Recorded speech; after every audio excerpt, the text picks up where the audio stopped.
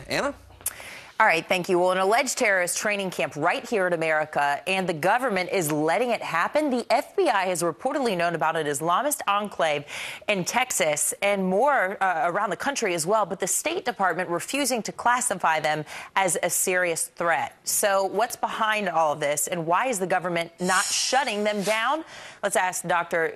Zuhdi Jasser, president of the American Islamic Forum for Democracy and author of A Battle for the Soul of Islam. Good morning to you, Zuhdi. Thanks for being with us.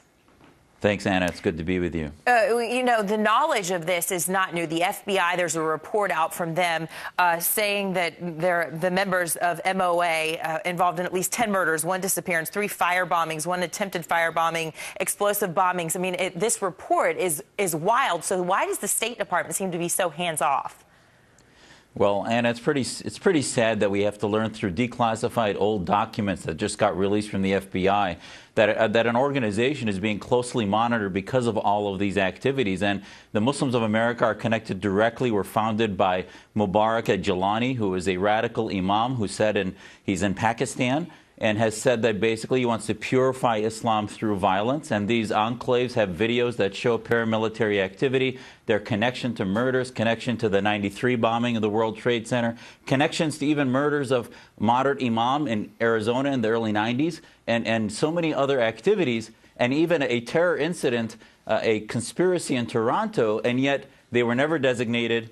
God knows why. I think right now our program is a whack-a-mole program where we basically identify that imam disappeared, so we think the problem went away. Awlaki was the problem, so we got him. There's just no strategy, and this really shows that we're frozen in time now, 13 years after 9/11. And just to say that they're fringe groups and something that's small, I mean, the ideology seems similar to Major Nidal Hasan, to the Boston bombers. I mean, we still need to be worried about these guys.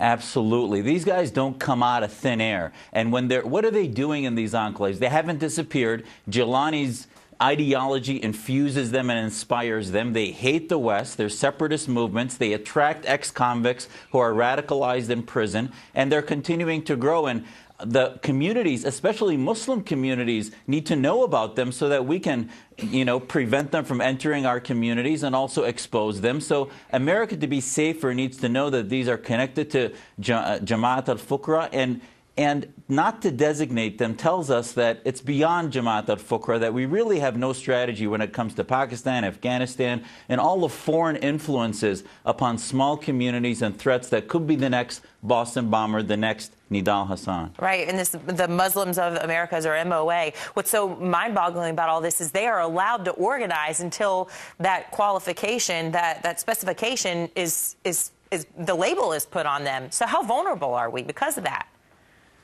We don't know. It's like Nidal Hasan was talking to al-Qaeda for months, and then we said after Fort Hood, oh my gosh, why wasn't he stopped? And they were worried about political correctness. Well, I think most Muslims I know would want them monitored closely, exposed, and God knows who they're speaking to in Pakistan or elsewhere. They've sent hundreds of thousands of dollars to that area to support organizations that are affiliated with Jamaat al-Fuqra and al-Qaeda and others. So we're monitoring them. That's what the documents show. But they're not designated as a foreign terrorist organization, so therefore they're allowed to continue to operate, which I think is very dangerous. And to see this, that it's been out since, or they've known about this since 2007, unreal.